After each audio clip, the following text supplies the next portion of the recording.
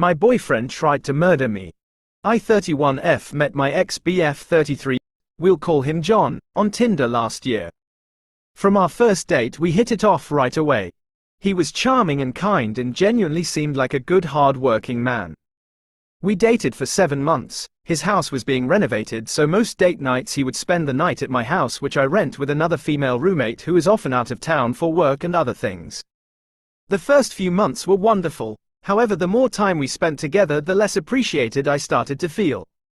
Little things started to add up. For example, on nights he came over to spend the night I would make us a delicious dinner and dessert, and not that I expected it, but he never offered to help with the dirty dishes or offered to bring a bottle of wine with dinner. One night he came over after I had worked a 12-hour shift and was exhausted. He went into my kitchen to make himself eggs and didn't even offer to make me anything after I told him I was too busy to eat dinner at work. That was my last straw and I broke things off. We split for about 3 months, and during that time he was apologetic and wanted to make things up to me, so we started talking again around Valentine's Day. That's when weird things started happening. I had no proof of anything, but I noticed I had some underwear go missing, a few pictures, my favorite ring. I'm a very meticulous person, so it wasn't just a matter of me misplacing something. He was smothering me in affection. Now looking back I can see it was love bombing.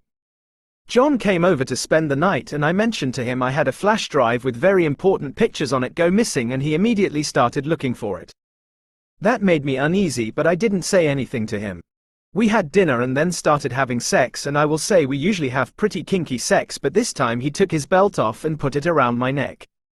Something we've never discussed before. It happened so fast I didn't really have time to decide if it was something I wanted to try. I was kneeling on the bed while he stood behind, and before I knew it the belt was around my throat and he pulled it hard to the point I gasping for air and it cut into my neck. I immediately stopped and took it off me. We finished, and after, when he noticed the cut on my neck, he said, "I knew it would suffocate you but didn't think it would leave a mark." Usually he was so good with aftercare, but this time he just brushed me off and was being very cold. He had a look in his eyes I had never seen before.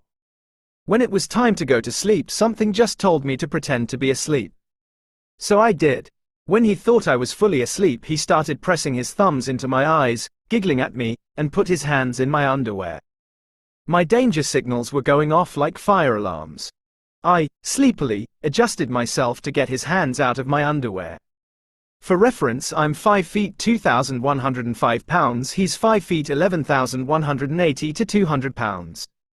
He adjusted me so I was laying on his side and using his stomach as a pillow. A position we've never slept in before. He moved my head and his arms and had me in a rear-facing chokehold or a sleeper hold. My body was screaming at me to run, and I tried so hard to keep my heartbeat steady as to not alert him.